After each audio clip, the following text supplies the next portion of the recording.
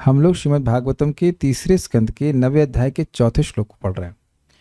कल वाले श्लोक में ब्रह्मा जी ने कहा कि भगवान जो आपकी ब्रह्मज्योति है वो आपसे भिन्न नहीं है और मैं आपके स्वरूप की आश्रय ले रहा हूं। मान लो भगवान कहें कि जो मैं आपको ये रूप दिखा रहा हूं, समझिए ये सोपाधिक रूप है। इसका क्या मतलब है? आप लोग मुझे देख रहे हो? नहीं देख रहे, आप मेरी उपाधि अर्थात इस शरीर को देख रहे हो। तो मान लो भगवान कहें कि मैं आपको वास्तविक स्वरूप नहीं दिखा रहा हूं अपना, मैं तो आपको अपना सोपाधिक शरीर दिखा रहा हूं। ऐसा भगवान में होता नहीं है, भगवान में देह और देह का भेद नहीं है। लेकिन मान लीजिए अगर भगवान ऐसा कहें कि अरे देखिए निर्विशेष ब्रह्म असली है और ये जो मैं आपको रूप दिखा रहा हूं ये तो उपाधि से युक्त देह है। भगवान का ऐसा होता नहीं है, लेकिन एक मान लो बात ऐसा कहें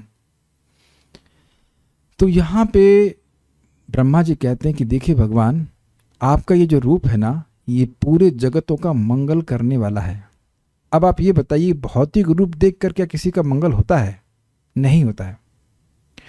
और उसके बाद कहते हैं कि आपने मुझे ये ध्यान में दिखाया, मैं आपका उपासक हूं, यानी कि आपने मेरा मंगल करने के लिए मुझे ये रूप दिखाया, मुझे प्रताड़ना करने के लिए, मुझे दुख देने के लिए नहीं। तो ऐसा हो ही नहीं सकता कि आप मुझे कोई भौतिक रूप दिखाएं। मैं आपका उपासक हूं, आप कृपालु हो। मैं ध्यान में निष्ठ था, तपस्या किया, 100 साल तपस्या करने के बाद कोई व्यक्ति को भौतिक रूप देखने को मिले तो भौतिक रूप तो वैसे दिख ही रहा है, उसके लिए तपस्या करने की क्या जरूरत है? मेरी बात आप समझते हो?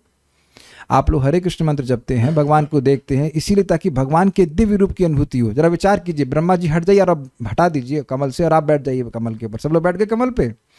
अब आप सोचिए कि आप हैं ब्रह्मा जी और अब लगे पड़े तपस्या करने में। तो भौतिक रूप वो जो कमल है वो तो दिख ही रहा था, वो तो पहले भी दिख रहा था, जल तो पहले भी दिख रहा था। भौतिक रूप देखने की क्षमता तो है ही हमारे पास। इतने साल तपस्या करने के बाद फिर कोई भगवान भौतिक ही रूप दिखाएं तो ये दुख नहीं मिलेगा आपको? बताइए, are you able to follow this? कि इतनी मेहनत करी उसके बाद कोई भौतिक रूप दिखा दिया, कृतार्थ कैसे होगा? भगवान ऐसे नहीं है। भगवान अपने भक्तों की तपस्या को देखते हैं और जानते हैं कि जब तक मैं इन्हें अपने चिन्मय स्वरूप की अनुभूति नहीं कराऊंगा ये सुखी नहीं होने वाले हैं। और ब्रह्मा जी, स्वाभाविक सी बात है कि हम पहले के दूसरे स्कंद सुन चुके हैं, इतना उनको आनंद हुआ था भगवान का दर्शन करके, वो अपने को भी भूल जाते हैं। तो भगवान के दिव्य स्वरूप का दर्शन करके, जो कि उनको सच्चिदानंद स्वरूप दिखा था, अनुभव हुआ था कि ये आनंदमय रूप है, तो वह रूप उनका अनुभव है कि मैं कृतार्थ हो गया भगवान आपके रूप को देखकर। यह रूप अगर सोपाधिक अर्थात भौतिक होता तो मैं ऐसे कृतार्थ नहीं होता। और आप ऐसे कृतज्ञ नहीं है। कृतज्ञ मतलब जो किए गए उपकार को ना माने कि मैं इतने तपस्या कर करके मर गया और अब आप मुझे एक लॉलीपॉप पकड़ा दें। That means you don't give me proper reward of my tapasya. You are not like that person at all. आप ऐसे व्यक्ति हैं ही नहीं कि जो आपके लिए तपस्या करे उसको आप कुछ गिने ही नहीं। अभी तो जो भगवान क्या कहते हैं उसको, प्रतिदान करते हैं, उसकी कल्पना भी भक्त नहीं कर सकता। अगर आपको पिछले अध्याय से याद हो तो वहाँ शब्द था प्रत्यहर्यंतम। भगवान अपने भक्तों की पूजा करते हैं। कैसे? अपनी लोकार्ति हरस्वतेना, लोगों के दुख को हरने वाली स्मित मुस्कान के द्वारा, अपने सुंदर होठों के द्वारा उन सबके दर्शन कराकर। तो ये सब दिव्य हैं और ऐसे दिव्य दर्शन के द्वारा आपने मुझे कृतार्थ किया है। आप ऐसे व्यक्ति हैं ही नहीं कि जो अपने भक्तों को दुखी करें। तो इसलिए निश्चित रूप से जो आपका जिस स्वरूप की, जिस भगवत स्वरूप का मैं आश्रय ले रहा हूं वह निश्चित रूप से चिन्मय है, स्पिरिचुअल है, आध्यात्मिक है, वह भौतिक हो ही नहीं सकता। और भगवान ब्रह्मा जी की बात सुनिए, हम आज सुबह भी चर्चा कर रहे थे नम्रता के बारे में। भगवान को कहते हैं कि भगवान, मैं तो केवल आपको नमस्कार कर सकता हूं, मैं कोई सेवा नहीं कर सकता आपकी। ऐसा सुंदर आपने रूप दिखाया, ऐसे ऐश्वर्यशाली आप हो कि मैं तो केवल आपको नमस्कार कर सकता हूं। तो मान लो भगवान कहें कि अरे फिर सब लोग भजन क्यों नहीं करते? तो कहते हैं जो नरकगामी हैं, जिनको नरक भाग मतलब जिनको नरक दाय भाग मतलब पैतृक संपत्ति के रूप में मिला है, वह असत प्रसंग, असत लोगों के, भौतिकतावादी लोगों की संगत करके आपका आदर नहीं करते। ये श्लोक का विषय है। समझ में आ गया? तो ये श्लोक सत्यापित करता है, प्रमाणित करता है कि भगवान ने जो रूप ब्रह्मा जी को दिखाया वह पूर्ण तरह से स्पिरिचुअल, चिन्मय, आध्यात्मिक था। मेरे पीछे बोलिए।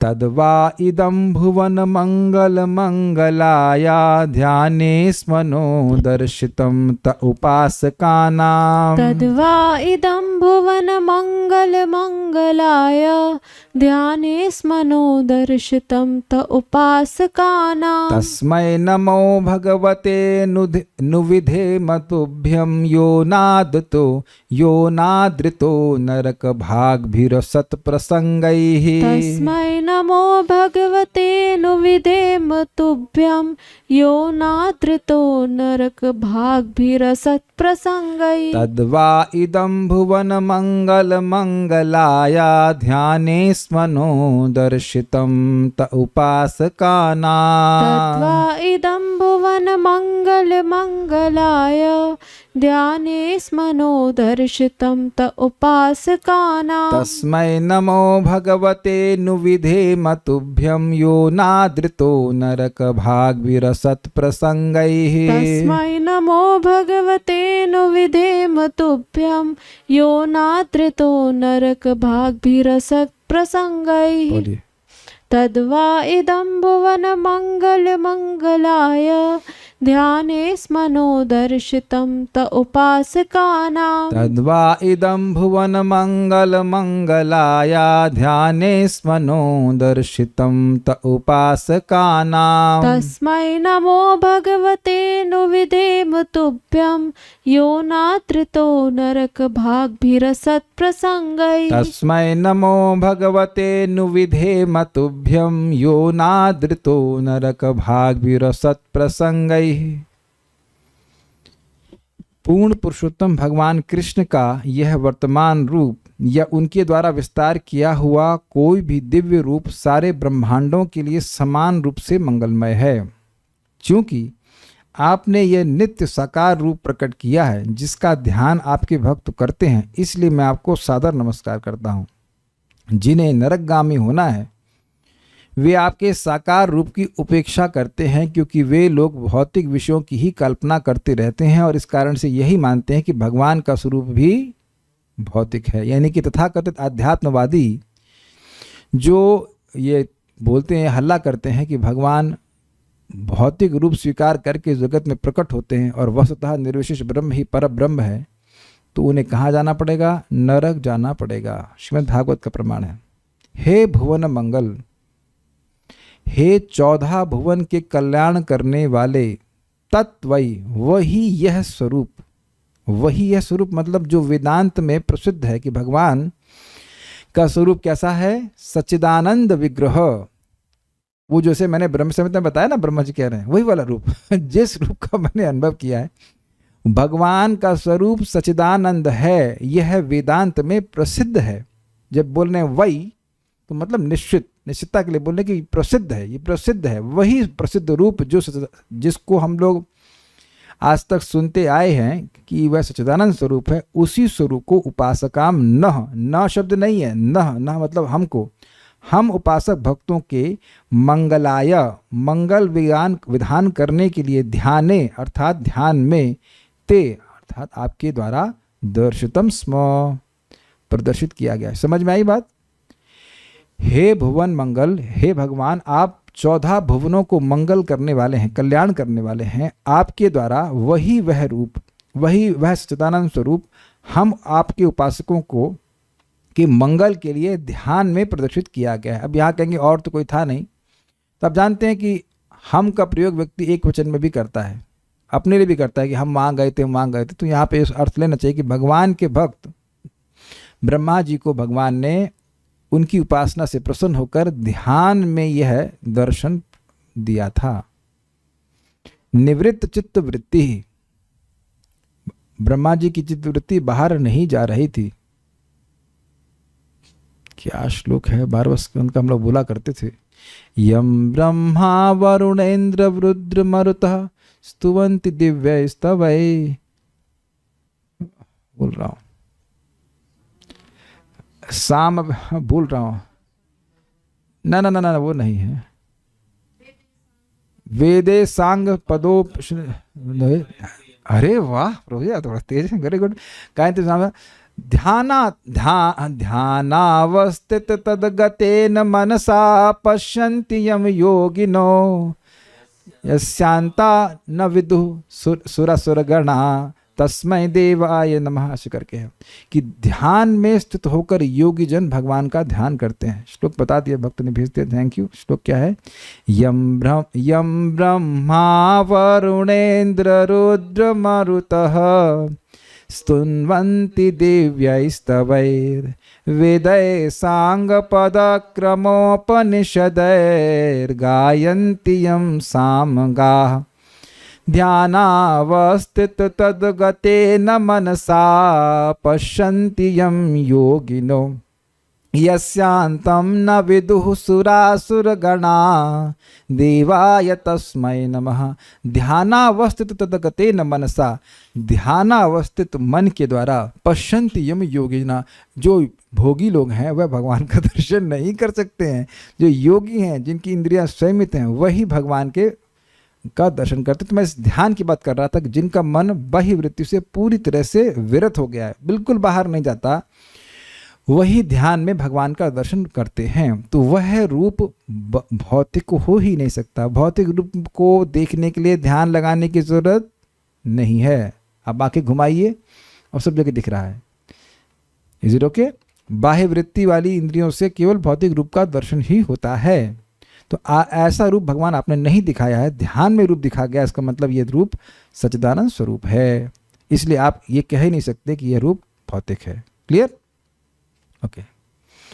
अब मान लो भगवान कहें भाई सब लोग तो इस रूप का आदर नहीं करते, आप तो बड़ा आदर कर रहे हो। तो कहते हैं यह किंतु, मतलब जो लोग, किंतु जो असत प्रसंगई, इस थोड़ी सी इसमें स्पेलिंग मिस्टेक है, असंग प्रसंगई होना चाहिए, वो डबल उसमें गई। हाँ, निरीश्वरवादी कुतर्क में निष्ठ, चला समझने का प्रयास कीजिए। असत मतलब भौतिक, एक अर्थ है जो यह कहते हैं कि भगवान का स्वरूप असत अर्थात भौतिक है, और इस मत में प्रकृष्ट, प्रकृष्ट मतलब बहुत अच्छे से, संग मतलब आसक्त हैं, फिक्स्ड हैं कि भाई कोई सच्चिदानंद स्वरूप ईश्वर नहीं है, निर्विशेष ब्रह्म है। और ब्रह्म को ईश्वर आप नहीं कह सकते, ईश्वर एक व्यक्ति होता है। और वही ब्रह्म जब भौतिक प्रकृति का आश्रय लेता है तो वही कृष्ण, राम, नरसिंह आदि के रूप में आ जाता है। ऐसा यह मायावादी लोग कहते हैं। तो यह इतना ज्यादा उसमें चिपके हुए इस बात में कि भगवान, शांति नहीं, भगवान का शरीर असत अर्थात भौतिक यानी कि शाश्वत नहीं है। इस मत में वह प्रकट रूप से संग अर्थात आसक्त रहते हैं। इसीलिए यहां पे कहते हैं निरीश्वरवादी कुतर्क में निष्ठ। उनसे पूछो कि यह शास्त्र में कहां लिखा है कि भगवान का स्वरूप भौतिक है। धामना स्वेन सदा निरस्त कुहुकम सत्यम परम धीमहि, प्रथम स्कंद भाग के प्रथम श्लोक में ही बोला जा रहा है कि भगवान अपने स्वरूप से, धामना का एक अर्थ है स्वरूप से, सदा निरस्त को, माया को, अंधकार को, तम को सदा ही दूर रखते हैं। ऐसे परम सत्य का मैं ध्यान कर रहा हूं। तो कहां से बात समझ में आ गई कि भगवान माया को स्वीकार करते हैं? कभी नहीं आता।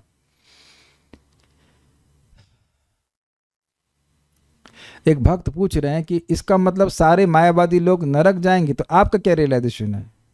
या लिखा है ना भगवान, देखिए एक बात समझ लीजिए, जो चीज चिन्मय वस्तु है, स्पिरिचुअल है, उसको भौतिक बोलना, और जो भौतिक है उसको स्पिरिचुअल बोलना, ये अपराध है। अपराध मतलब, राध मतलब संतुष्टि, और अप मतलब दूर चले जाना। तो भगवान इससे असंतुष्ट होते हैं। अरे यहां हम लोग बेवकूफ हैं, बता दीजिए कौन व्यक्ति, कह दीजिए कि आप बेवकूफ नहीं है, बुरा मत मानना, कह दीजिए कि आप बेवकूफ नहीं है। क्या कहेंगे प्रोजी, क्लास में गाली तो नहीं? अच्छा, मैं कह दीजिए कि मैं बेवकूफ नहीं हूं। नहीं, आप तो टीचर है, कैसे बेवकूफ? अरे बेवकूफ नहीं होता तो मटेरियल वर्ल्ड में होता? ये बताइए, इतना देह, इतना सारा कष्ट, तो जो भी भौतिक जगत में बेवकूफी तो है। अपने को देह मानना क्या बेवकूफी नहीं है? लेकिन हम बेवकूफ हैं और हमको बेवकूफ कह दिया जाता तो हम गुस्सा हो जाते हैं, और महाबुद्धिमान होते और तब बेवकूफ कह दिया जाता तब। यहां कोई सौंदर्य है नहीं, उसमें भी थोड़ा बहुत हो जाता है तो 6 घंटा आदमी शीशा देखता है और कहो तुम छिपकली जैसी हो, तो चप्पल मारेगी कि ना माता जी की? नहीं, छिपकली हूं, अभी देखो काट के बताती हूँ। अब भगवान इतने सुंदर हैं और उनको कहने भैया इनकी आंखें है ही नहीं। मान लीजिए कोई व्यक्ति कहे तुम भैया अंधे हो, लूले हो, लंगड़े हो, तो आप ऐसी सभा में जाएंगे, पब्लिक में आपको बोला जाएगा भाई ये लूले आ गए ये इधर लूले आ गए, लंगड़े आ गए, अंधे आ गए। बताइए गुस्सा होगा कि नहीं आदमी? और भगवान के क्या क्या भगवान को गुस्सा नहीं आएगा? भाई इतना सुंदर स्वरूप है उनका कि कोई भौतिक तुलना की नहीं जा सकती, और ये हल्ला कर रहे हैं कि इनकी आंख नहीं है, कान नहीं, तो इसलिए इस प्रकार से बातें करने से भगवान असंतुष्ट होते हैं। यहाँ तक कि प्रकाशानंद सरस्वती जो कि एकदम बढ़िया ब्रह्मचारी थे, ब्रह्मचारी छोड़ दीजिए, वो 60,000 सन्यासियों के गुरु थे, और उनके प्रति महाप्रभु इतने क्रोधित हो रहे हैं। कहाँ? मायापुर में, नवदीप में, दांत पीस के बोलते हैं कि इसको मेरे हाथ पैर काट रहा है, इसको मैंने हाथ और इसके शरीर में कोड़ दिया है, इसको समझ नहीं आ रहा है। चैतन्य भागवत में पढ़ाऊंगा आपको मैं, एकदम इतना क्रोधित भगवान हो रहे हैं। तो इस प्रकार की बातें करने वाले निश्चित नरक में जाते हैं। ये नारकीय बुद्धि है। यहां तक कि भगवान का विग्रह जो कि देखने में लग रहा है कि पत्थर है, उसको पत्थर मानना तो व्यक्ति नरक में गिरता है। मैंने ये नहीं कहा कि भगवान का स्वरूप सच्चिदानंद में नहीं है, लेकिन देखने में लगता है कि पत्थर का बना, वह भी मानना नरक का भाग होता है। और भगवान पर सिद्धांत ही अप्लाई कर देना कि भगवान का स्वरूप भौतिक है, तो कहने क्या, फिर तो जाएगा ही, अपराध कर रहा है ना। यमराज जी कहेंगे आओ अपना मायावाद मुझे सुनाओ, लेकिन पिटने के बाद I will hear you but पहले पिटो तुम। देखिए इसमें बहुत गड़बड़ है। एक तो व्यक्ति खुद गलत जा रहा है, और जो लोग बेचारे अच्छा भला भक्ति करते उनको भी गलत लेके जा रहा है। सुना होगा आपने मुहावरा टाइप का, हम तो डूबेंगे सनम आपको भी ले डूबेंगे, लाइक दैट। वो चुप रहता तो बेहतर रहता, लेकिन चुप नहीं होने से यही सारा जहर भारत में फैला हुआ है कि सभी भगवान हैं, है कि नहीं? यही सुना ना आपने? इस्कॉन में आने के अलावा जहां जाएंगे यही हल्ला होगा कि सभी भगवान हैं और तुम भी भगवान हो। एनीवेज, तो यही बात बोलते हैं निरीश्वरवादी कुतर्क में निष्ठ हैं। नरक भाग भी नरकगामी जन्म है। नरक भाग मतलब उनको अपने भाग में नरक मिलता है। आप लोग की शायद कभी घर में कुछ प्रॉपर्टी का डिवीजन हुआ होगा कि लड़की को इतना मिलेगा, लड़कों को इतना मिलेगा, या 3 लड़के हैं तो उनको ये मिलेगा वो मिलेगा। तो अब ऐसे लोग जो भगवान के रूप को भौतिक कहते हैं, तो उनको क्या संपत्ति मिलेगी? हाँ, आपको ये कुंभी पाक में फ्लैट बुक कर दिया जाएगा, यही पकते रहिए। सॉरी, कुंभी पाक में एक कढ़ाई रिजर्व कर दी गई है, उसी नरक में पड़े रहिए। नरक भाग भी ऐसे लोग नरक में अपने स्थान, नरक को अपनी पैतृक संपत्ति के रूप में प्राप्त करते हैं। क्यों? अनादृत, वे आपको स्वीकार नहीं करते। स्वीकार का मतलब क्या है? आपका अनादर करते हैं। श्लोक याद आ रहा है गीता का? अवजानन्ति माम मूढ़ा मानुषिम तनुमाश्रितम परम भावम अजानन्तु मम भूत महेश्वरम। मेरी अवज्ञा करते हैं, मेरी पूजा नहीं करते, मेरा सम्मान नहीं करते, और मुझे यह सोचते हैं कि मैं मनुष्य का शरीर लेकर के इस जगत पे प्रकट होता हूँ। देखिए, समझने का प्रयास कीजिए।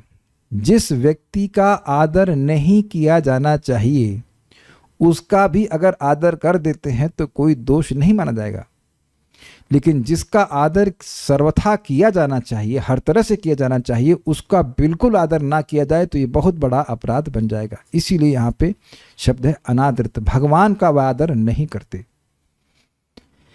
तस्मै भगवते तुभ्यम नमः अनुविधेमा। उन सच्चिदानंद ईश्वर को, भगवान को मैं बारंबार प्रणाम करता हूँ। ये शब्द समझ लीजिएगा, टीका में और आसानी समझ आएगा। नमः अनुविधेमा, अनु मतलब बारंबार, विधेमा मतलब विधान करता हूँ।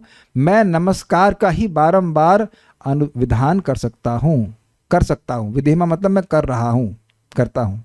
समझ आया? ये यहाँ समझ लेना, टीका में फिर से आएगा। मैं आपकी कोई सेवा करने में सक्षम नहीं हूँ। कौन बोल रहा है ये? ब्रह्मा जी। अब आप समझिए, जब परम पूज्य राधानाथ महाराज कहते हैं जब किसी भक्त को भगवान की महिमा का थोड़ी भी अनुभूति होती है तो पहली चीज उसके अंदर आती है वो है नम्रता, कि मैं बहुत छोटा हूं। यानी कि जिस व्यक्ति के हृदय में अहंकार है कि मैं किसी भी तरह से श्रेष्ठ हूं, उसको भगवान की कोई अनुभूति नहीं हुई।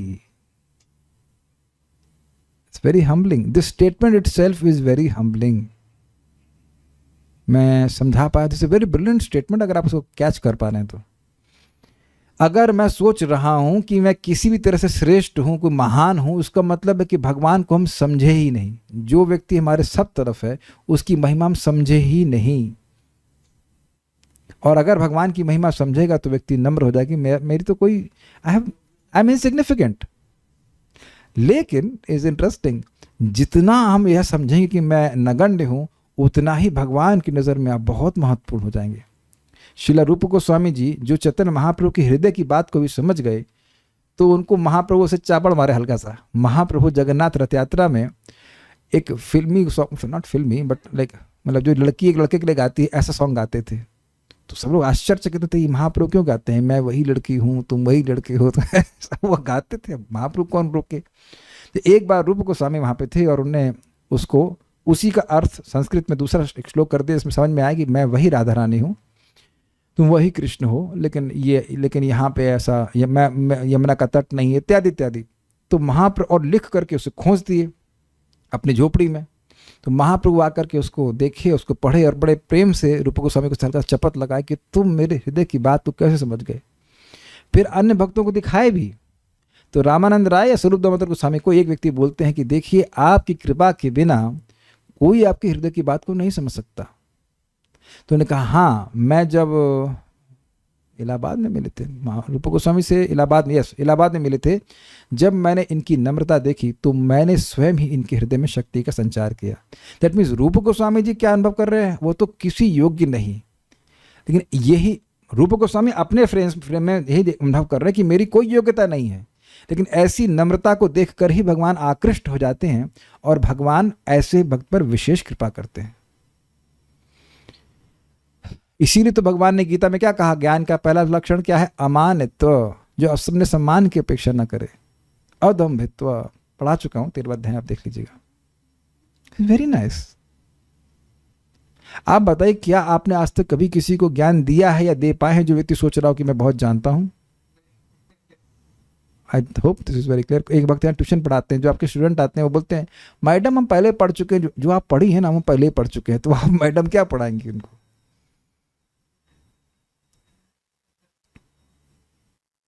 ठीक है, ओके।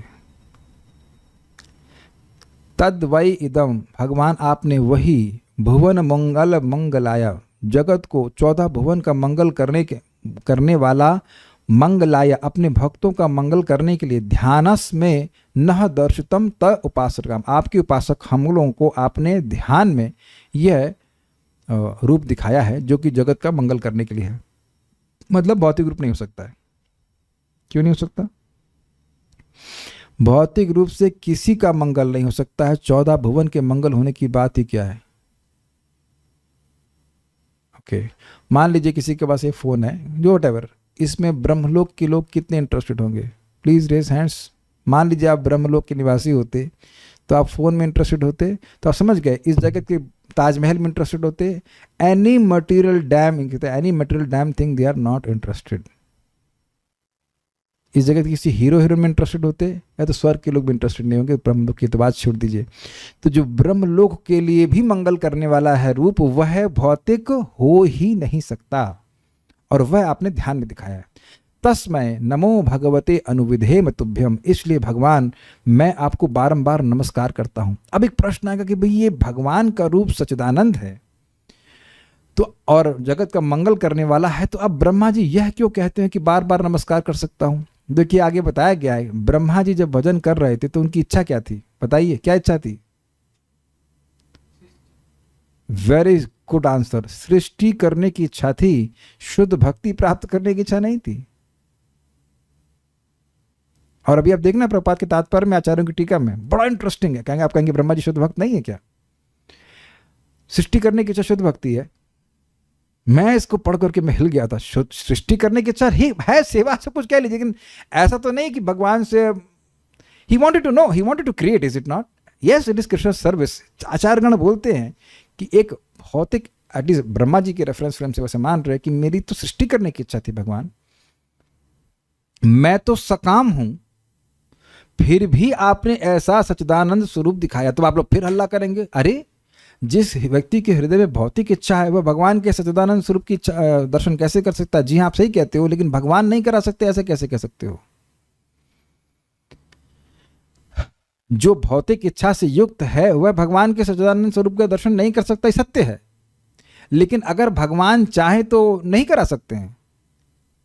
और आप आगे देखेंगे दक्ष को भी दर्शन हुआ, और कर्दम ऋषि भक्त हैं लेकिन शादी की इच्छा थी। भगवान विष्णु को देख कहते हैं हमें शादी की इच्छा है।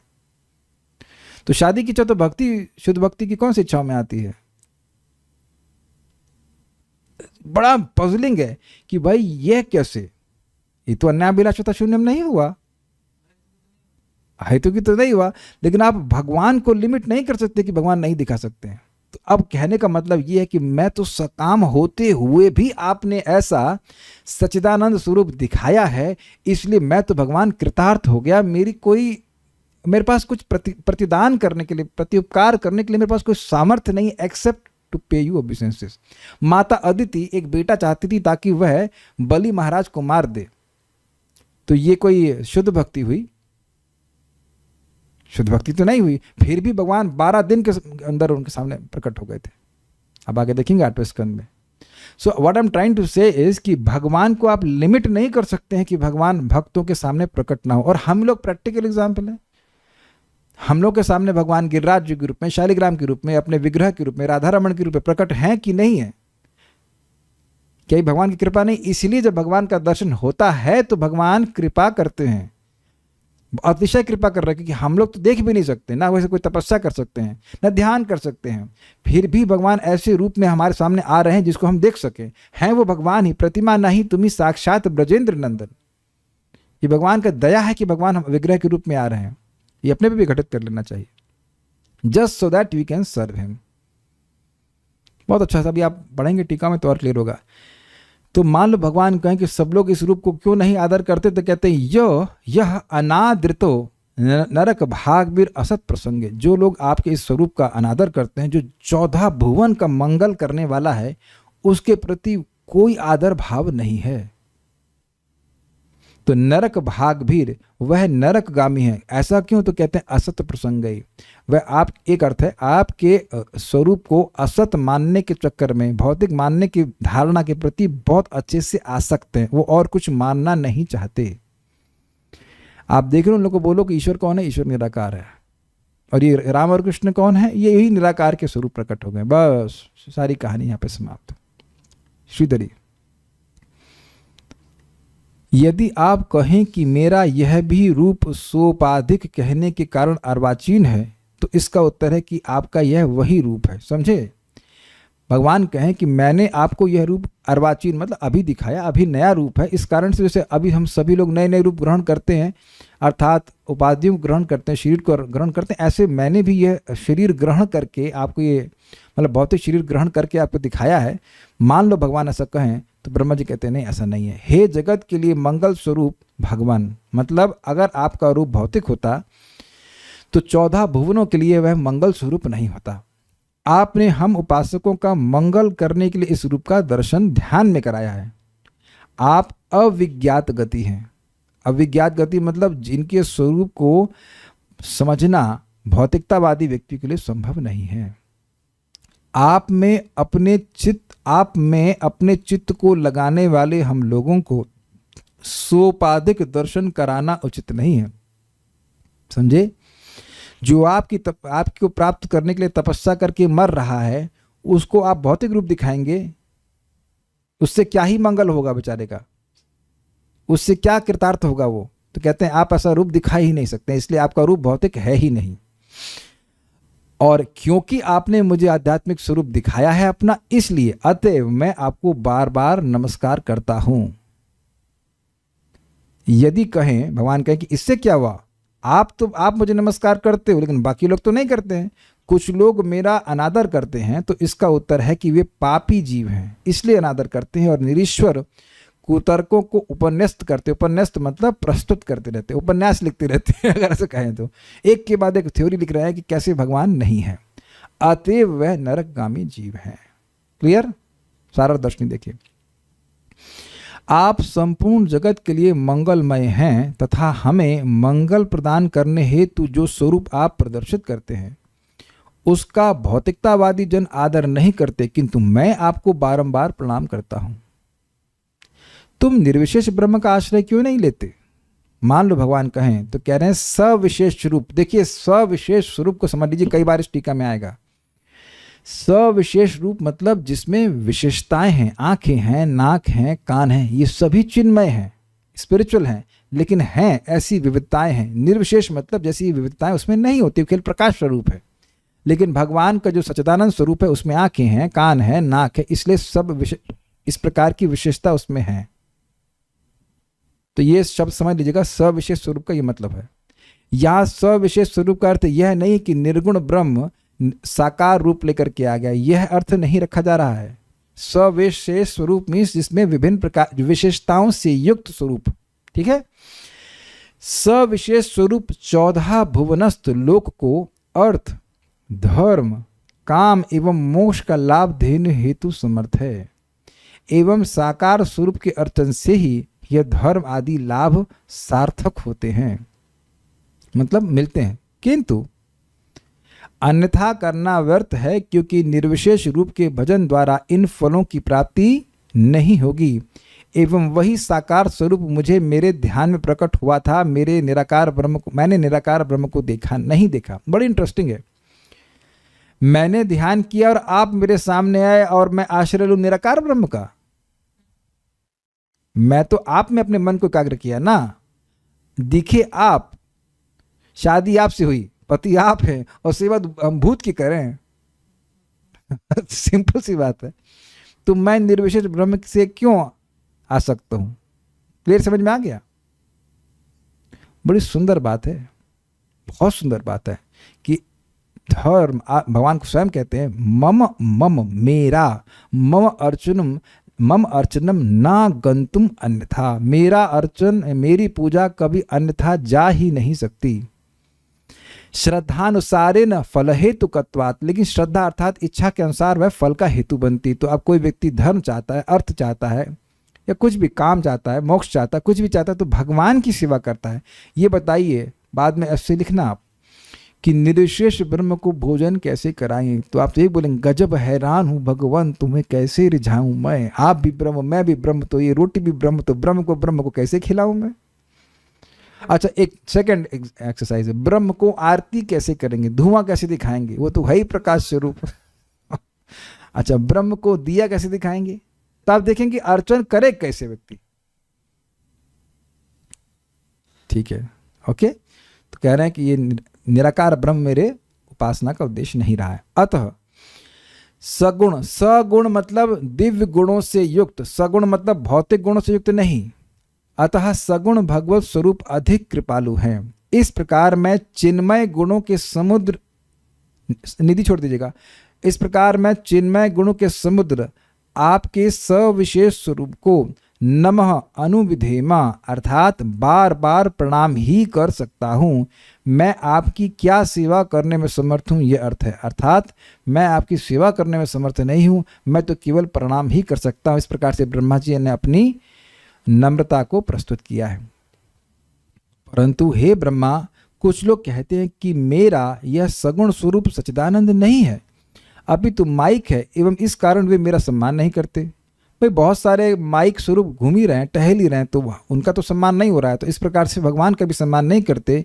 इस पर ब्रह्मा जी कहते हैं नरक भाग भी, अर्थात जो निश्चित नरक में गिरेंगे, तथा प्रसंगई अर्थात ये प्रसंग, हाँ प्रसंग कह लीजिए, प्रसंगई कह लीजिए, अर्थात जो इस प्रकार के विचारों में लिप्त हैं, मतलब प्रकृष्ट प्लस संग, संग मतलब आसक्ति, जो इस प्रकार के विचार में आसक्त हैं कि वह रूप असत अर्थात मिथ्या है, अथवा जो भौतिकतावादी व्यक्तियों की संगति करते हैं वे इस स्वरूप का सम्मान नहीं करते। मतलब समझने का प्रयास कीजिए, दो प्रकार के लोग, एक तथाकथित आध्यात्मवादी जो भोग में नहीं लगे हैं, लेकिन वह यह मानते हैं कि भगवान का स्वरूप असत अर्थात भौतिक है, नश्वर है, इस विचार में वह बहुत अच्छे से संग अर्थात आसक्त हैं, उसको छोड़ना नहीं चाहते हैं, तो ऐसे लोग नरक जाएंगे। या असत मतलब जो भौतिकतावादी लोग हैं, जो भगवान के भजन में नहीं लगे हैं, भोगों में लगे हुए हैं, तो ऐसे लोग भगवान की भक्ति करेंगे ही नहीं। बस जैसे अब आप लोग यहाँ कैसे आए, कैसे आए मतलब आपने जूम ऑन किया, कैसे कर लिया, टीवी छोड़ा। अब हम टीवी देखने वालों की ही संगति कर रहे होते तो इस समय हम कथा नहीं सुन सकते थे। Is it not?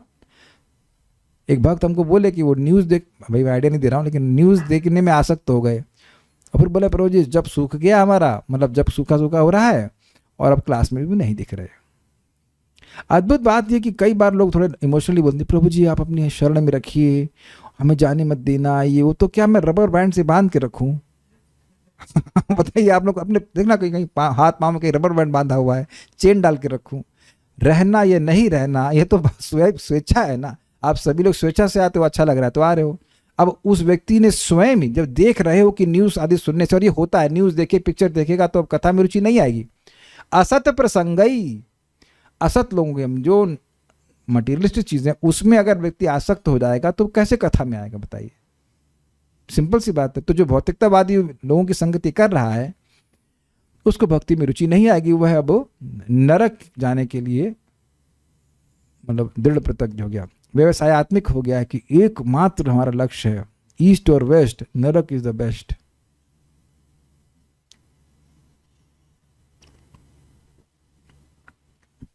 अब कहेंगे भाई हम भगवान का भजन नहीं कर रहे तो नरक में क्यों जाएंगे?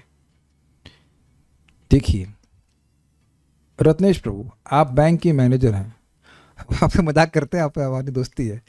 अब आप सुबह ऑफिस में पहुंचे, जाकर के दिन भर भुट्टा खाएं तब तो आप बताइए, आप कहेंगे भाई हम भुट्टा ही तो खा रहे हैं। नहीं, मान लो भुट्टा खाएं और उधर थोड़ा मस्ती करें और काम ना करें, जिस चीज़ के लिए आपको एक अधिकारी के रूप में नियुक्त किया गया है, आपको सैलरी मिल रही है, वो ना करें तो वो अपराध है या गलती है कि नहीं है? दंड मिलता, जो भी दंड है वो मिलेगा कि नहीं मिलेगा? तो यह तो कुछ भी नहीं है। मनुष्य जीवन इतना महत्वपूर्ण है और उसको व्यर्थ की बातों में व्यक्ति वेस्ट करे तो उसके लिए उसको पनिशमेंट मिलता है। इसीलिए कहते हैं नरक भाग भी अवैध, पर वो लोग नरकगामी हो जाते हैं।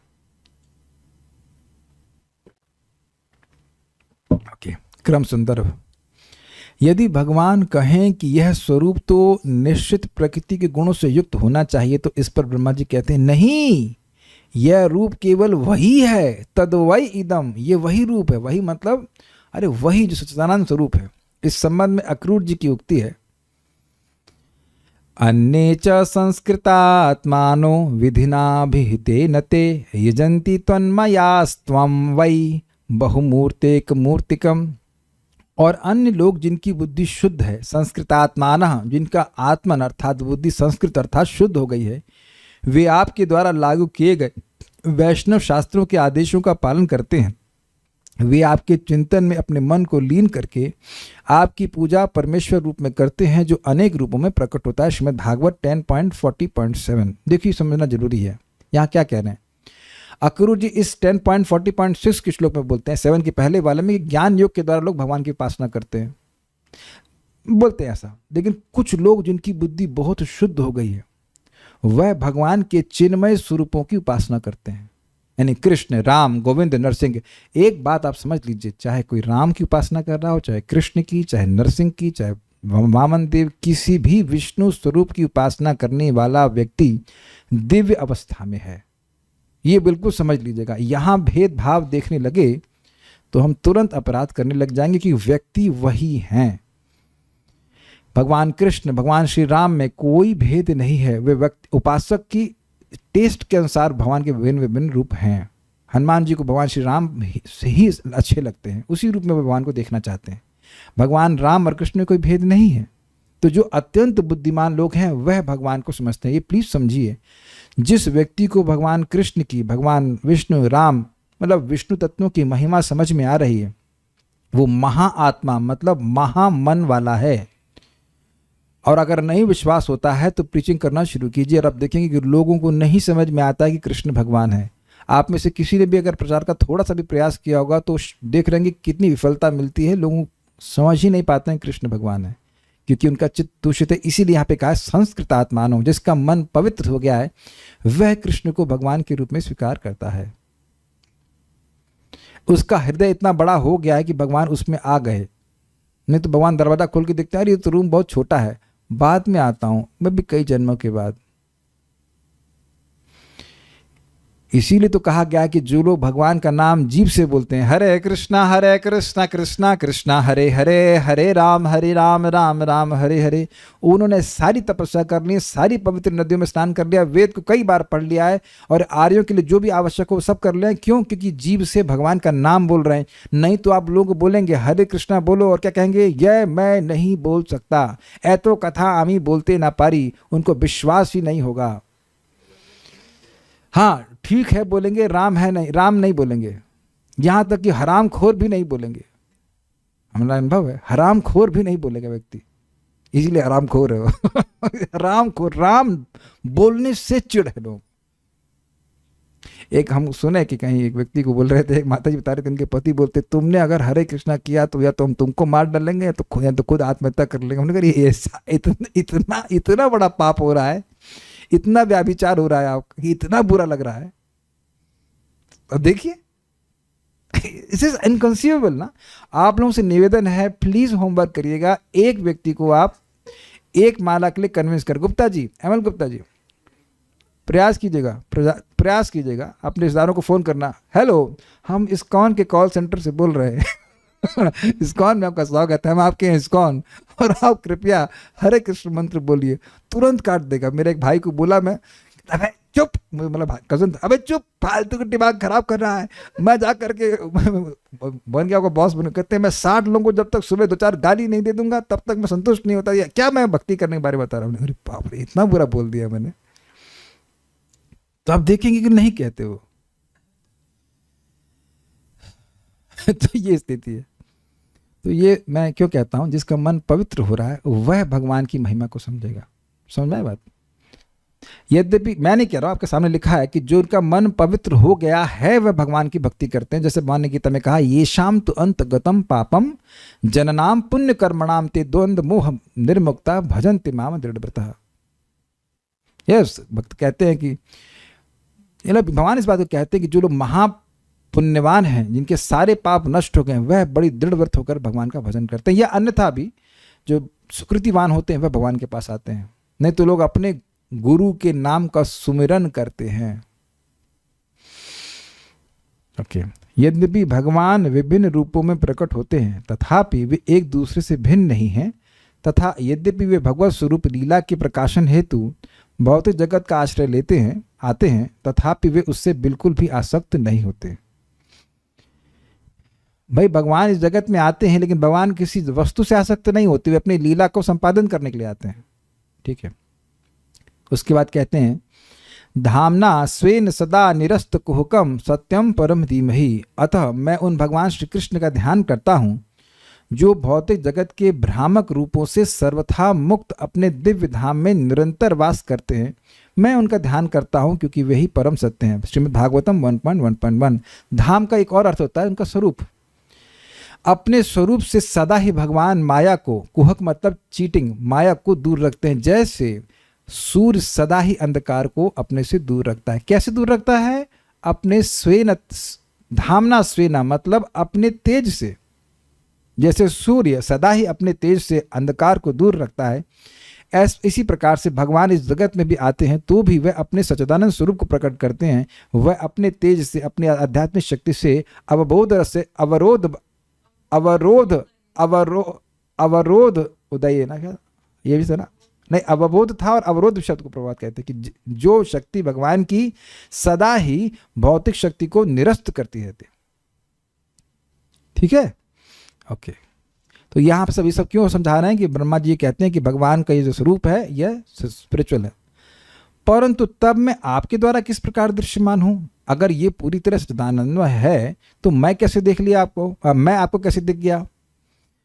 मान लो भगवान कहते हैं तो ब्रह्मा जी कहते हैं मैंने ध्यान में आपका दर्शन किया। आपने ध्यान द्वारा प्रदर्शित भक्ति के कारण अपनी इच्छा से ही मुझे दर्शन दिया है। समझ में आया? भगवान पे अपने मन को जब मैंने केंद्रित करने का प्रयास किया तो भगवान ये देखिए कि यह मेरी भक्ति करना चाहता है। जैसे मान लीजिए कोई गुंडा आपके सामने चक्कू प्रदर्शित करे तो वो आपका अहित करना चाहता है ना, वो प्रदर्शित करना चाहता है कि वो आपका अहित करना चाहता है। तो जो व्यक्ति अपने मन को भगवान में लगा रहा है, भगवान के सामने ये प्रदर्शित होता है, not in wrong sense, not in wrong sense, प्रदर्शनी नहीं लगा रखा है, but it he indicates to Krishna, भगवान को प्रदर्शित करता है कि मैं आपकी भक्ति कर रहा हूं, भगवान हम पर पे दया कीजिए। Got it? आपने प्रदर्शित किया अपने ध्यान के द्वारा कि आप मेरी भक्ति करना चाहते हैं, तो भगवान प्रसन्न होकर अपनी इच्छा से ब्रह्मा जी को दिखाए। ठीक, नेक्स्ट। तो फिर इस विशेष स्वरूप को ही दिखाने का क्या कारण है? यह मतलब भगवान ने यह रूप क्यों दिखाया? तो कहते हैं यह उपासका नाम अर्थात उपासकों की किसी विशेष भगवत स्वरूप की आसक्ति पर निर्भर करता है एवं उपासकों के मध्य ब्रह्मा जी ब्रह्मांड की सृष्टि की इच्छा से युक्त थे। अब समझिए, भगवान के जिस जिस स्वरूप पे भक्त ध्यान करता है उस स्वरूप की, उस सच्चिदानंद स्वरूप को भगवान प्रकट करते हैं। जैसे कि इसको बंद कर दीजिए, जैसे कि हनुमान जी भगवान श्री राम में आ सकते हैं, तो जो भक्त भगवान कृष्ण में आ सकते हैं तो भगवान अपने सच्चिदानंद कृष्ण स्वरूप को ही उनके सामने प्रकट करेंगे। जैसे देखिए राधा रानी जब कुरुक्षेत्र में जाती हैं तो वह कृष्ण को देखती हैं, भगवान कृष्ण को देखती हैं, लेकिन किस रूप में? यदु कुमार के रूप में। राधा रानी यदु कुमार के रूप में नहीं देखना चाहती हैं, वह तो ब्रजेंद्र नंदन ब्रज बिहारी कृष्ण को ही देखना चाहती हैं। इसलिए उस यदुनंदन स्वरूप को देखकर राधा रानी को प्रसन्नता नहीं होती है। मैं समझा पा रहा हूँ? हर भक्त का एक विशेष संबंध होता है, उसी रूप में वह भगवान को देखना चाहता है तो उसको वह दिखाते हैं। जैसे कि हम लोग ना अर्जुन विश्वरूप गलत बोले आप, भीष्मदेव और भगवान श्री कृष्ण। भीष्मदेव के सामने भगवान चतुर्भुज रूप में हैं, आप लोग सुन चुके हैं प्रथम स्कंद में, लेकिन उनको कौन सा रूप याद आ रहा है? पार्थ सखे रतिर ममास्तु, जो पार्थ के सखा हैं, जो उनका रथ हाँक रहे हैं, उसी रूप में भीष्मदेव की आ सकती है। वो यद्यपि भगवान कृष्ण सामने हैं, लेकिन उनका जो मन है वो उसी रूप में जा रहा है। आपने कहा कि कृष्ण और विश्वरूप, बिल्कुल गलत। अर्जुन और विश्वरूप, अर्जुन विश्वरूप को अपने लिए नहीं देखना चाहते थे, वह इसलिए देखना चाहते थे ताकि ये स्थापित हो जाए कि कृष्ण भगवान है। नहीं तो वो कहते क्यों कि हाँ इसको हटाइए, इसको हटाइए, इसको हटाइए, सौम्य वपु महात्मा, सौम्य वपु दिखाइए। दृष्टुद मानुषम रूपम तब सौम्यम जनार्दनम इदानीमस्मि संवृतः सचेत प्रकृतिम गतः। आपके सौम्य वपु को देख करके मैं अभी ठीक हो गया हूं। तो भगवान कृष्ण के सौम्य मनुष्य वपु को अर्जुन देखना चाहते हैं, विश्वरूप को नहीं देखना चाहते। हाँ, समझ गए बात? ठीक है। अच्छा, अब एक प्रश्न है कि यह रूप क्यों दिखाया? देखिए वह रूप कैसा था, पिछले श्लोकों में हमने सुना था, विश्व सृजम, गर्भोदकशाय विष्णु स्वरूप जो है भगवान का, वह विश्व की सृष्टि करने वाला है। और ब्रह्मा जी क्या चाहते हैं? विश्व की सृष्टि करना चाहते हैं, इसलिए भगवान को ब्रह्मा जी को उन्हें गर्भोदकशाय विष्णु स्वरूप दिखाया। ठीक, नेक्स्ट। ब्रह्मा जी में सृष्टि करने की इच्छा थी, फिर भी भगवान के इस प्रकार के अपने दर्शन देने के उपकार के अनुसंधान के द्वारा भगवान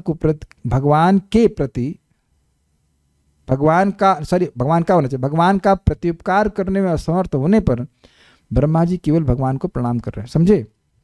ब्रह्मा जी की सृष्टि करने की इच्छा थी, भगवान जान रहे थे, भगवान ने रूप दिखाया।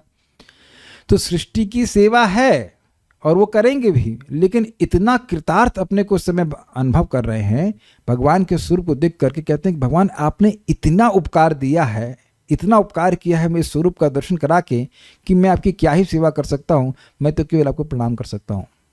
यद्यपि वो जानते हैं, वो जान गए हैं कि उनकी सेवा क्या है, सृष्टि की सेवा है, लेकिन इतना कृतार्थ अनुभव करें। मैं समझाता हूँ आपको, कभी ऐसा हुआ कि आपको किसी ने बहुत बढ़िया प्रसाद खिलाया हो? ये लोग बेचारों को कोई सेवा किया ही नहीं लगता। ओह, साधु बनना चाहिए था आप लोग को। ठीक है, तो कभी कभी किसी भक्त घर में जाते हैं, इतना अच्छा प्रसाद खिला देते हैं कि व्यक्ति सोचता है कि मैं इसका प्रतिदान कर ही नहीं सकता, I can only say thank you. कभी ऐसा हुआ है आप लोगों के संग? ओहो, बेचारे सूखा सूखा माल खाते हैं नहीं खाते। साधु बनना चाहिए था आपको, साधु लोगों को बड़ा अच्छा खाने को मिलता है। एक बार हम जब ब्रह्मचारी आश्रम में थे और हम गए थे वहाँ पे एक गांव में गए थे, तो हमारे संग कुछ दो गृहस्थ भक्त भी चले हमारे संग प्रसाद पाने। तो खूब बढ़िया से खिलाया गया। तो कहते हैं अरे इतने प्रेम से तो पत्नी भी नहीं खिलाती है, उनकी पत्नी मतलब जो भी खूब सारे आइटम मिला के लाया ऐसे करके।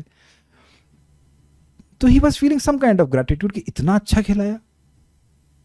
ये मैं इसलिए बोल रहा हूँ कि जनरली अगर बहुत अच्छा खाने को मिले तो व्यक्ति कृतार्थता का अनुभव करता है कि बहुत अच्छा खिलाया। तो मन में ये आता इतना अच्छा खिलाए हैं, मैं इनका क्या बस थैंक यू बोल सकता हूँ। तो यही ब्रह्मा जी कह रहे हैं कि मैं भगवान आपकी ऐसी मैं क्या सेवा करूँ जो आपने मुझे उपकार किया इसका मैं प्रत्युपकार कर सकूँ। भाई 80 में सुख तो दे देना ब्रह्मा जी को अपना दिव्य स्वरूप दिखा करके, अब इसके बदले में मैं क्या सेवा कर सकूंगा आपकी। तो इसलिए कह रहे मैं तो भगवान आपको केवल नमस्कार ही कर सकता हूँ। अगर आपको याद हो तो इसी प्रकार की बात माता कुंती ने भी कहा था, हे भगवान मैं तो स्त्री हूँ, मैं क्या कर सकती हूँ, मैं तो केवल आपको बारंबार नमस्कार ही कर सकती हूँ, ये बहुत बड़ी सेवा है भगवान की। तो ये ब्रह्मा जी नम्रता में ऐसा कहते हैं। तत्पश्चात ब्रह्मा जी बहिर्मुख भौतिकतावादी व्यक्तियों की निंदा करते हैं। कहते कैसे करते हैं, असत प्रसंगई अर्थात आपका सम्मान उन लोगों के द्वारा नहीं किया जाता है जो कुतर्क द्वारा यह सोचते हैं कि आपका स्वरूप अज्ञान द्वारा निर्मित है। असत मतलब अज्ञान द्वारा निर्मित है, इसमें वो आसक्त हैं। अब आप निंदा ब्रह्मा जी को कह रहे हैं कि देखो मैं देवताओं का भी देव हूँ, ब्रह्मा जी हैं, उनको भी आदिदेव कहा जाता है। और जिस व्यक्ति ने मुझे कृतार्थ कर दिया, ब्रह्मा जी कृतार्थ कर दिया, वो व्यक्ति कितना सम्माननीय होगा। तो व्यक्ति को सोचना चाहिए कि जिस व्यक्ति ने, जिन भगवान ने ब्रह्मा जी को कृतार्थ कर दिया, उनकी शक्ति कितनी अधिक होगी और उनका अनादर करते हैं, इसलिए नरक निश्चित जाना होगा उनको। बाल प्रबोधनी, आप सर्वथा समर्थ हैं एवं परम कृपालु हैं, तो इसलिए हम जो आपके उपासक हैं उनको आपके द्वारा किसी प्राकृत स्वरूप के प्रदर्शन के द्वारा प्रताड़ना उचित नहीं। मतलब इतनी मेहनत करें और आप कोई भौतिक रूप दिखा दें तो हमको बहुत दुख लगेगा। जैसे अगर किसी ने कंपटीशन की तैयारी की हो और बेचारे को एकदम घटिया रैंक मिले तो कह रहे यार इतनी मेहनत करी और ना कुछ मिला नहीं, या खूब पढ़ाई करी और नौकरी मिली ही नहीं, तो वह प्रताड़ित हो जाता है, वह दुखी हो जाता है। इतनी मेहनत करी और क्या कहते हैं उसको, खोदा पहाड़ और निकली चूहिया। तो उसी तरह से यहाँ पे कहते हैं कि आपके उपासक हैं, आप तो कृपालु हो, आप अपने उपासकों को निराश कर ही नहीं सकते उन्हें भौतिक रूप दिखा करके, ये उचित नहीं। इसलिए है, इसलिए भी आपने यह सच्चिदानंद स्वरूप ही मुझको दर्शन कराया है। ऐसा कहते हुए ब्रह्मा जी भगवान को नमस्कार कर रहे हैं। हे विश्व मंगल रूप, आपने अपने उपासकों के मंगल अर्थात अभ्युदय मतलब उनका उत्थान हो, उसके लिए वही वेदांत प्रसिद्ध सच्चिदानंद स्वरूप को ही ध्यान में प्रदर्शित कराया है। मतलब भगवान का स्वरूप सच्चिदानंद है, ये कहाँ प्रसिद्ध है, ये जगत में नहीं लोगों को मालूम है, यह वेदांत को जो पढ़ते हैं, जो शास्त्र जानते हैं, वह जानते हैं। इसलिए आपका प्रत्युपकार करने में असमर्थ होने के कारण मैं आपको केवल बारंबार नमस्कार ही कर सकता हूँ। आप प्रत्युपकार करने में असमर्थ क्यों हैं? क्योंकि हे भगवान ऐश्वर्य आदि गुणों से परिपूर्ण होने के कारण आप निरपेक्ष हैं, इसलिए कहते हैं भगवते। इस श्लोक में भगवते शब्द आया था, तस्मै नमो भगवते, शब्द ऐसे था इस तरह से ना, मतलब इसी तरह से श्लोक है। भगवते मतलब जो षड ऐश्वर्यपूर्ण है, जिसका जो भोजन किया हुआ है उसको, उसका प्रत्युपकार आप भोजन देकर कर सकते हैं। जो भूखा हो उसका प्रत्युपकार कर सकते हो, जो प्यासा हो उसको जल दे सकते हो, जिसके पास ज्ञान ना हो उसे आप पढ़ा सकते हो, अग्रीड। लेकिन जिसके पास सारा ज्ञान, सारा धन, सारा बल है, उसका क्या प्रत्युपकार करेंगे? समझ में आ गया? इसलिए कह रहे हैं भगवान मैं तो केवल आपको प्रणाम कर सकता हूं, मैं आपको प्रत्युपकार नहीं कर सकता। Got it? ये लोग समझ भी रहे हैं। I hope this is easy. यदि ऐसा है तो सब लोग मेरे ही भजन क्यों नहीं करते? आप कर रहे हो तो बाकी क्यों नहीं करते? तो कहते हैं कि जो नरक में अवश्य गिरने वाले हैं ऐसे लोग ही आपका अनादर करते हैं, जो वैकुंठ में ही जाने वाले हैं वह तो आपका आदर करते हैं, सुनाई पड़ा? लेकिन जो नरक में ही जाने वाले हैं वह आपका अनादर करते हैं। कथा भगवान की चल रही है तो जो कथा का अनादर करके दुनिया की बातें सुन रहा है वो क्या कर रहा है? वो नरक जाने की ही बात कर रहा है। वह नरक के भागी क्यों होते हैं? क्योंकि असत प्रसंग, ये भी 3 अर्थ लेंगे। असत अर्थात नरक के हेतु निषिद्ध शब्दादि विषयों में प्रकृष्ट संग अर्थात आसक्ति उनकी होती है, ये अर्थ। मतलब ऐसे शब्द रूप रस गंध जो कि निषिद्ध हैं, सिनेमा सॉन्ग या वटेवर फिल्मी वटेवर जो भी भगवान से इतर जो भी शब्द रूप रस गंध हैं उनका निषेध किया गया, वो नहीं ग्रहण करना चाहिए। वही उसमें वे आसक्त हैं, उसी को करेंगे। भगवान की कथा को सुनना, नाम जप करना, इसमें कोई रुचि नहीं। शराब पिएंगे, उसका निषेध है, और कहो कि चरणामृत, तो इससे क्या होगा। प्राणायाम का प्राणायाम नहीं करेंगे, लेकिन प्राणायाम कोई भक्ति नहीं है, लेकिन मैं बोल रहा हूँ सांस नहीं लेंगे लेकिन सिगरेट पिएंगे। कहो सिगरेट पीने से क्या फायदा है। प्राणायाम भक्ति नहीं है, जस्ट हम सेइंग कि गलत ही काम करेंगे, कहने का अर्थ है। तो ये हुआ। दूसरा अर्थ क्या है, अथवा असत अर्थात दुष्ट भगवत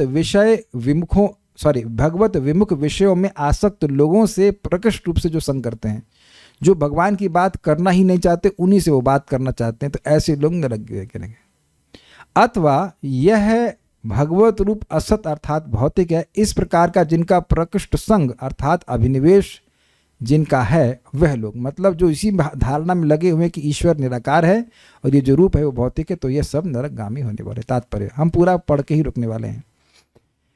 जहाँ तक परब्रह्म के साकार तथा निर्विशेष रूपों की बात है, उनके साकार रूप भगवान द्वारा समस्त ब्रह्मांडों के मंगल हेतु विभिन्न स्वांशों के रूप में प्रदर्शित किए जाते हैं। स्पष्ट है लाइन। भगवान के साकार रूप की पूजा ध्यान द्वारा परमात्मा रूप में की जाती है, किंतु निर्विशेष ब्रह्म ज्योति की पूजा नहीं की जाती।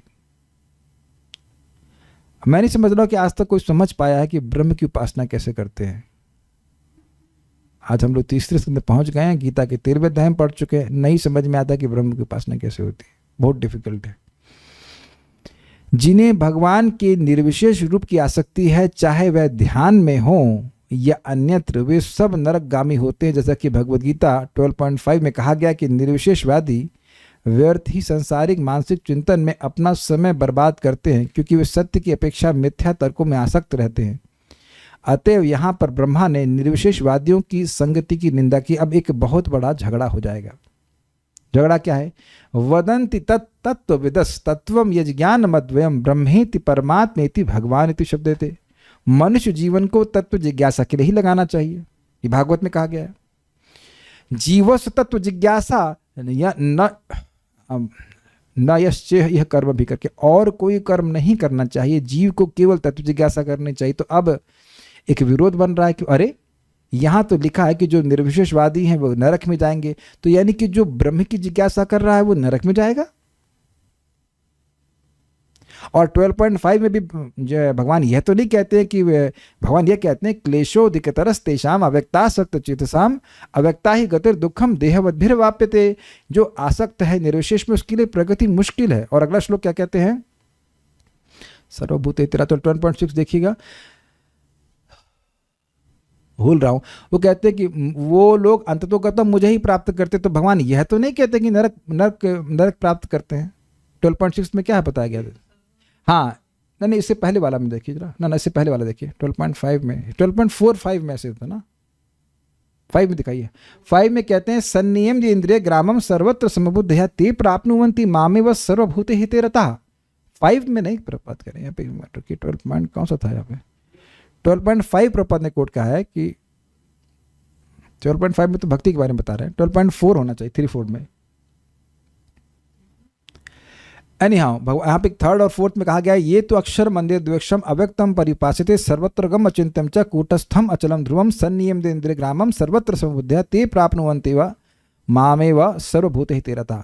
तो पॉइंट यहाँ पे कहा गया है, देखिए कि जो लोग निर्विशेष ब्रह्म में आ सकते हैं उनके लिए प्रगति मुश्किल है, लेकिन करते करते वह भगवान की प्राप्ति करते हैं। वो बात वहाँ पे समझाई गई थी। लेकिन देखिए समझने का प्रयास कीजिए, यहाँ किन ज्ञानियों की बात कर रहे हैं? जो लोग ब्रह्म की उपासना करते हैं और भगवान के बारे में कुछ नहीं क्या जानते, कोई कमेंट नहीं करते हैं, तो वह लोग नरक नहीं जाते हैं, उन्हें ब्रह्मवादी कहा जाता है। लेकिन जो लोग यह कहते हैं कि ब्रह्म ज्योति से कृष्ण आए हैं, वह भगवान की प्राप्ति नहीं करते हैं, भगवान के प्रति अपराध करते हैं और इस कारण से नरक में जाते हैं। मैं फिर से रिपीट कर रहा हूं, बहुत ध्यान सुन लीजिए। जो यह कहता है भैया, जो भगवान के ब्रह्म ज्योति की उपासना कर रहा है, ब्रह्म उपासना कर रहा है, वह व्यक्ति नरक नहीं जाता। ये श्रीमद् भागवतम का वक्ता कौन था पहले? परिनिष्ठो तो नैर्गुण्य उत्तम श्लोक लीलया। निर्गुण ब्रह्म में ही आसक्त थे सुखदेव गोस्वामी, लेकिन वह मायावादी नहीं थे। वह यह नहीं कह रहे थे कि कृष्ण का स्वरूप भौतिक है, कृष्ण के प्रति अपराध नहीं कर रहे थे, ब्रह्म की उपासना कर रहे थे, ब्रह्म को पकड़ रहे थे, जगत को नहीं पकड़ रहे थे, कृष्ण को भी नहीं पकड़ा था। कृष्ण को नहीं जानना इसका मतलब यह नहीं कि वह अपराध कर रहा है। भाई ज्ञानी भक्त, ज्ञानी का मतलब यह भी है कि जो निर्विशेष ब्रह्म की उपासना कर रहा है, यह भी एक अर्थ लिया गया है। तो ऐसा व्यक्ति नरक नहीं जाता है। लेकिन जो लोग अज्ञान में हैं और वह कहते हैं कि भगवान का स्वरूप भौतिक है, वह व्यक्ति मायावादी कहलाते हैं। ब्रह्मवादी आर नॉट मायावादी। ब्रह्मवादी जो है वह ब्रह्म की उपासना कर रहा है, लेकिन भगवान को, भगवान के स्वरूप को माइक नहीं कह रहा। भाई ज्ञान योग भी तो एक योग है, ज्ञान योग से व्यक्ति नरक नहीं जाता है ना। उसके द्वारा वह आत्मा का अनुभव करता है, ब्रह्म का अनुभव करता है। समझ पा रहे हैं, बैलेंस कर पा रहे हैं? ओके। तो ऐसे निर्विशेषवादी जो भगवान के स्वरूप की निंदा करता है वह नरकगामी होता है।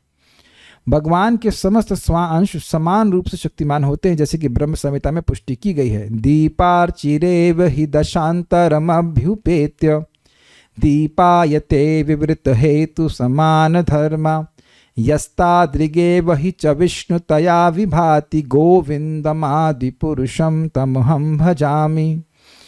भगवान अपना विस्तार उसी तरह करते हैं जिस तरह अग्नि की लपटें एक के बाद दूसरे में करती हैं। यद्यपि आदि ज्योति अर्थात श्री कृष्ण को परम पुरुष गोविंद के रूप में स्वीकार किया जाता है, किंतु राम, नरसिंह तथा वराह जैसे अन्य सारे विस्तार इत्यादि भगवान के ही समान शक्तिशाली होते हैं। ऐसे समस्त विस्तार दिव्य होते हैं। इसको समझिए, सभी लोग एक उदाहरण से समझ जाएंगे। दिवाली में आपने दीपक जलाए होंगे, तो आप एक दीपक जला लेते हो और उस दीपक से बहुत सारे दीपक जलते हैं, कैंडल जलती हैं, लेकिन वो सारी एक समान ही शक्तिशाली होती हैं। उसी फिर भी एक कैंडल मूल है। उसी प्रकार से जितने भगवत स्वरूप हैं वो सब भगवान से अभिन्न हैं, लेकिन भगवान कृष्ण का स्वरूप मूल स्वरूप है। उसी पर सारे अन्य भगवत स्वरूप आश्रित हैं, ये कहा जा रहा है। लेकिन यह नहीं सोचना चाहिए कि भगवान श्री राम की शक्ति भगवान कृष्ण से अलग है। अलग होगी ही कैसे, वो हैं ही वही व्यक्ति। लेकिन भगवान का ऐसा सामर्थ्य है कि एक ही समय वो अलग अलग विस्तारित करते। अभी आप देखो, मैं यहाँ 1 2 3 4 भक्त मेरे सामने बैठे, उन्हें कथा सुनाई पड़ रही है, और आप सब लोगों को, आप लोग सब मुझसे सुन रहे हैं ना। जम्मू कश्मीर में सुनाई पड़ रहे हैं ना, मैं पढ़ा रहा हूँ ना जम्मू कश्मीर में एक ही साथ, और जयपुर में, और कहाँ, होडल में एक साथ, सबके साथ हूँ कि नहीं हूँ? प्लीज रेज हैंड जिस कोई ऐसा व्यक्ति हो जो कह दे कि वह मेरे से क्लास नहीं पढ़ रहा अभी। देखो कोई चैंपियन। अब आप देखिए, जब मेरे पास इस टेक्नोलॉजी के माध्यम से ऐसा सामर्थ्य है कि एक ही जगह बैठकर इतने शहरों में, बिहार में, कहाँ एक ही जगह अपने को विस्तारित कर रहा हूँ कि नहीं कर रहा हूँ। ऑल्दो ये मेरी शक्ति नहीं है, टेक्नोलॉजी की शक्ति है, लेकिन कर तो रहा ही हूँ ना। और मुझे भी पूरा विश्वास है कि मैं आप लोगों को पढ़ा रहा हूँ, जबकि मैं आप लोगों को पढ़ा रहा हूँ कि आपकी फ़ोटो को देख रहा हूँ। तो आप अक्सर तो जादू लोग हैं। देखो, आपने अपने को विस्तारित किया हुआ है और मैं भी अपने को विस्तारित किया। और एक और अभी आप लोग ट्राई कर सकते हैं, स्मार्टफोन से भी ज्वाइन कर लीजिए, तो आप 2 रूप में दिखेंगे। वो 2 रूप अलग हैं या वही हैं? समझ में आ गया ना? जितना भी मेरे पास ज्ञान है, जो ज्ञान मैं यहाँ दे रहा हूँ भक्तों, जो मेरे सामने है, वही आपके सामने प्रस्तुत कर रहा हूँ। तो जब हमारे पास ऐसी शक्ति हो सकती है, तो भगवान तो अनंत रूप से शक्तिशाली हैं। वो एक ही समय में अलग अलग जगह, अलग अलग स्वरूपों में विस्तारित कर सकते हैं। Okay, yes. और वो सारे दिव्य हैं। श्रीमद् भागवत के प्रारंभ में स्पष्ट किया गया है कि परम सत्य पर ब्रह्म भौतिक स्पर्श से नित्य अकलुषित रहते हैं। धामना श्रेण सदा निरस्त कुहकम सत्यम परम धीमहि। भगवान के दिव्य राज्य में शब्दों तथा कर्मों का इंद्रजाल नहीं है। भगवान के सभी रूप दिव्य होते हैं और ऐसे प्रदर्शन सदा समान होते हैं। एक बात छूट गई, शब्दों तथा कर्मों का इंद्रजाल नहीं है। तुम्हारा नाम रवि है, ये जाल हुआ कि नहीं? क्या जीवात्मा का नाम रवि है? बोलो बेटा पापा है, मैं तुम्हारा पापा हूं। तो जहां 10,000 बार बोला तो मानने लगते हैं कि पापा। तो शब्दों का जाल हुआ कि नहीं? और कर्म भोग करते रहते हैं तो यही मानने लगते हैं कि हम ये देह हैं। Got it? इस तरह का जाल भगवान के धाम में नहीं है। भगवान के सभी रूप दिव्य होते हैं और ऐसे प्रदर्शन सदा समान होते हैं, मतलब सभी दिव्य होते हैं। किसी भक्त को प्रदर्शित भगवान का कोई विशेष रूप लौकिक नहीं होता, भले ही भक्त में भौतिक इच्छा शेष हो। अब समझ में आया?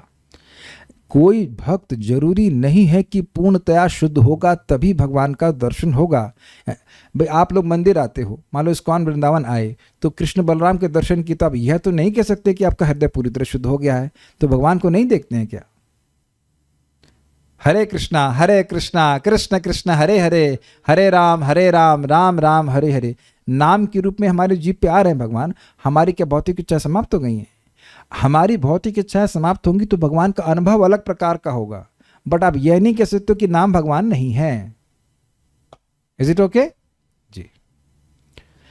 भले ही भक्त में भौतिक इच्छा शेष हो, न ही वह भौतिक शक्ति के प्रभाव के कारण प्रकट होता है, जैसा कि निर्विशेषवादी मूर्तवश मानते हैं कि माया के द्वारा भगवान का स्वरूप प्रकट होता है। ऐसे निर्विशेषवादी जो भगवान के दिव्य रूपों को भौतिक जगत की उपज मानते हैं, निश्चित रूप से नरकगामी होते हैं, क्योंकि भगवान के प्रति अपराध करते हैं। कुछ भक्तों ने कहा है, उसको मैं देख लेता हूं। कुछ तो बिल्कुल भी नहीं करेंगे, हम अपने गुरु का नाम जप करते हैं ऐसा कहते हैं, यस, वो नाम उच्चारण नहीं करेंगे कृष्ण का। यदि कभी किसी भक्त का मन श्याम सुंदर में लगे और कभी चैतन्य महाप्रभु में लगे, तब श्री कृष्ण चैतन्य राधा कृष्ण नहीं अन्य। आंसर हो गया। क्लेशो दिक्कत, ठीक है। क्या इनोसेंसी में भी कोई व्यक्ति निराकारवाद एक्सेप्ट करके उसे फॉलो कर सकता है? क्योंकि ऐसे लोग भी देखे जाते हैं जो भगवान के प्रसाद का सम्मान करते हैं, अगर उनको दिया जाए तो पर कहते हैं भगवान निराकार है। हाँ, वो मिक्स्ड में है, मतलब भगवान के प्रसाद का वह सत्कार करते हैं लेकिन वो मानते हैं कि अंततोगत्वा वह निराकार है। तो ऐसे लोग का मिक्स्ड है, मतलब प्रसाद ग्रहण कर रहे तो नरक तो नहीं जाएंगे, लेकिन अब उनको थोड़ा शुद्धिकरण में समय लगेगा, ये बात है। भगवान के विविध रूपों में विविध कॉन्शियसनेस होती है क्या? विविध मीन्स व्हाट? विविध मीन्स व्हाट? अच्छा प्रश्न है। हम लोग अलग अलग रूप हैं, हम लोग अलग अलग चेतना है, तो क्या भगवान की भी अलग अलग चेतना होती है? What is answer? What is obvious answer? No, वो वही व्यक्ति हैं। जैसे आप बृहत भागवतामृत में देखेंगे कि जब गोप कुमार वैकुंठ पहुंचते हैं, बड़ा इंटरेस्टिंग है। अब उनका तो भगवान के प्रति साख्य भाव है, तो उन्हीं का है कि कृष्ण का भी है? कृष्ण का भी है। तो कृष्ण विष्णु स्वरूप में वहां पे हैं, तो वह उनका आलिंगन करना चाहते हैं। वैकुंठ के पास ये सब नहीं चलता, यहाँ पे सब नहीं चलता है। तो कृष्ण भी उनको आलिंगन करना चाहते हैं, क्योंकि साख्य भाव है उनका गोप कुमार के प्रति। लेकिन उस समय अब वातावरण ऐसा है कि अपने को थोड़ा सा संवरण कर लेते हैं। वही कृष्ण है, वही कृष्ण है विष्णु स्वरूप में, वही कृष्ण है भगवान श्री राम के रूप में, वो अलग नहीं है। अद्वैतम अच्युतम अनादिम अनंत रूपम। श्रीमान मुकुंद दत्त प्रभु प्रभुपाद जी के शिष्य बड़े सुंदर बात कहते हैं कि भक्तों के लिए यह स्वीकार करना कि राम और कृष्ण अलग अलग स्वरूप हैं, ये कोई दिक्कत नहीं है। दिक्कत यह है कि वो एक ही रूप है, क्योंकि ये भगवान, ये अद्भुत है। भगवान अद्भुत तरह से कार्य करने, वराह देव हो चाहे कोई भगवान के स्वरूप हो, वो सब भगवान ही हैं। पहले कहा गया कि ब्रह्मा जी कृष्ण को द्विभुज रूप का दर्शन किए, और अभी कहा जा रहा है कि वे भगवान को गर्भोदक्षाय विष्णु के रूप में दर्शन किए। ऐसे इसको कैसे समझें? इसको मैं नहीं समझा सकता, क्योंकि मैं भी नहीं समझ पाया। मुझे लग रहा था कि कोई मुझे पकड़ेगा कि नहीं पकड़ेगा। हम भी यही जो आप प्रश्न कर रही हैं, हम भी अगर प्रश्नकर्ता होते तो यही प्रश्न करते कि पिछले, तो मैं ऐसा कहूँगा, पिछले अध्याय में कृष्ण स्वरूप दिखाया, इस अध्याय में गर्भोदक्षाय रूप दिखाया। हमको नहीं समझ में आ रहा है बात, इसलिए हम जहाँ जो आचार्यगण बोलते हैं वो बोलेगा, हम और कुछ नहीं बोलेगा। Is it not? We have no idea. 14 भुवन और 3 लोक में क्या डिफरेंस है? देखिए, अच्छा प्रश्न है। 3 लोक की बात होती तो हम लोग भूर भुवः स्वः तक जाते हैं, लेकिन 14 भुवन की बात होती तो हम ब्रह्मलोक तक जाते हैं। तो मैंने बताया ना कि स्वर्ग लोगों की चीज़ों में ब्रह्मलोक के लोग इंटरेस्टेड नहीं हैं, लेकिन भगवान कृष्ण का ध्यान ब्रह्मलोक में भी चलता है, तो उनका स्वरूप ब्रह्मलोक के लोगों के लिए भी मंगल करने वाला है। ब्रह्मा जी ने ध्यान में भगवान का दर्शन किया, तो इसलिए यह दिव्य है। यदि साक्षात दर्शन देते तो क्या वो भी दिव्य होता? आपका क्या रियलाइजेशन है? कैसे प्रश्न आप लोग करते हो? चलो, अच्छा प्रश्न कर लिया, अच्छा बोल देते हैं, डरे नहीं। अगर भगवान आपकी आंखों के सामने आए या आपको हृदय में दिखें, भगवान का रूप आपने यहाँ क्या सुना? भगवान जहाँ कहीं भी किसी भी रूप में प्रकट हो, वह दिव्य ही हैं। मैंने रिपीट किया ना, मंदिर में जो भगवान का रूप है वो भगवान ही हैं, अब आपको दिख नहीं रहे हैं उस प्रकार से, तो हमारा दिक्कत है। ऐसा नहीं कि भगवान वहां पे नहीं है, बल्कि इंटरेस्टिंग बात यह कि अर्चा अवतार में भगवान के सारे स्वरूप सम्मिलित होते हैं। अब प्रभुपाद बड़ा स्पष्ट कहते हैं, देखो चैतन्य महाप्रभु जगन्नाथ जी को देखे, एक मिनट इससे पहले बात को बोले, कौन लोग जगन्नाथपुरी गए हैं? 1 2 3, ओके, इधर कोई गया नहीं लगता है, 4 और 5 7 लोग गए। अब मैं पूछूं कि कितने लोग जगन्नाथ जी को देख के बेहोश हुए? Raise hands. हाँ देखो, आप सबके हाथ डाउन हो रहे हैं। ओके, बेहोश हो गए थे क्या? जो इन लोग बेहोश हो गए थे वो अपना हाथ खड़ा करेंगे। गोविंद सुंदरी माता जी आप बेहोश हो गई थी? अच्छा, इतने एडवांस्ड हैं। तो महाप्रभु जब सबसे पहले गए वो देख करके ही बेहोश हो गए। तो आप समझ गए, वही जगन्नाथ हैं, लेकिन हमारा ऐसा अभिभक्त का ऐसा चित्त कहां? अग्रीड। तो भगवान में कोई दोष नहीं है, भगवान नित्य शुद्ध है, मुक्त है, लेकिन हमारा चित्त अभी अविद्या से ग्रसित है, इसलिए वैसा अनुभव नहीं होता। तो जैसे आप भगवान को विग्रह के रूप में देख रहे हैं या आप नामोच्चारण कर रहे हैं, ये श्रीमद् भागवत में सामने, ये भी भगवत स्वरूप है, लेकिन इसका अनुभव व्यक्ति की चेतना के अनुसार होता है। लेकिन यह नहीं कह सकते कि भगवान का स्वरूप जो है वो भौतिक है। वो चीनी मीठी ना लगे पीलिया के रोगी को, तो इसका मतलब ये नहीं कि चीनी मीठी नहीं है, उस व्यक्ति की इंद्रिय डिस्टर्ब है। जब उसकी इंद्रियां ठीक हो जाएंगी, वही चीनी का सेवन करते करते उसको उसमें रस होने लग जाएगा। तो किसी भी रूप में भगवान प्रकट होते हैं तो वह दिव्य ही होता है। विल स्टॉप ना, इट्स क्वाइट लेट। हाँ कुछ, ओके, लास्ट क्वेश्चन। हरे कृष्ण प्रभु जी। हाँ बोलिए प्रभु जी, जैसे भगवान अपने कृपा से भक्त को अनुभव कराते हैं उनकी दिव्य रूप लीला, तो और मायावादी जो लोग होते हैं, क्या वो लोग मतलब बचपन से तो नहीं होते? मतलब अगर कोई व्यक्ति जब कोई जन्म लिया या फिर कोई देह में प्राप्त हुए, तो फिर उसके संग से वो उस मायावादी। आपने बहुत अच्छा प्रश्न किया है कि तो क्या लोग बचपन से ही मायावादी होते हैं? नहीं, बहुत अच्छा प्रश्न किया है। देखिए, हम लोग जब जन्म लेते हैं तो जो ग्रहों की दशा होती है उससे हमारा जो ट्रेजेक्ट्री है वो काफ़ी को डिसाइड करते हैं, लेकिन उससे भी ज़्यादा महत्वपूर्ण है कि इस जीवन में हम संग कैसा करते हैं लोगों का। तो अगर भक्तों की संगत नहीं होती, जैसे प्रभुपाद कहते हैं, इन मायावादियों को भक्तों की कृपा की प्रतीक्षा करनी पड़ेगी। तो अगर उन्हें भक्तों की संगत मिलती है और वो स्वीकार करते हैं तो वह परिवर्तित हो जाएंगे, और अगर नहीं स्वीकार करते तो नहीं होंगे। उसका दोष नहीं है, हाँ भगवान का दोष है। क्यों दोष नहीं है? क्यों दोष नहीं है?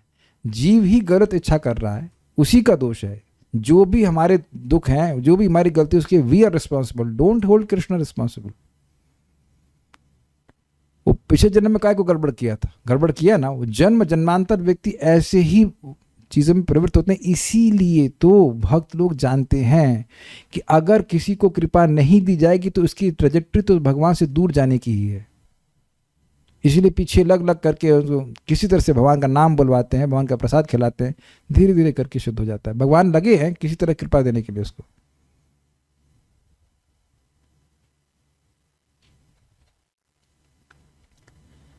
अब कहते हैं अगर ऐसा है तो वामन देव 3 पग में ब्रह्मलोक तक माप लिया। अरे भाई, आप समझ नहीं पा रहे हो, जो हमने डेफिनेशन दी थी वो डेफिनेशन वही सही है। तीनों लोक नष्ट होते हैं, मतलब 3 लोक का मतलब होता है स्वर्ग लोक तक। अब 14 भुवन का मतलब होता है ऊपर तक।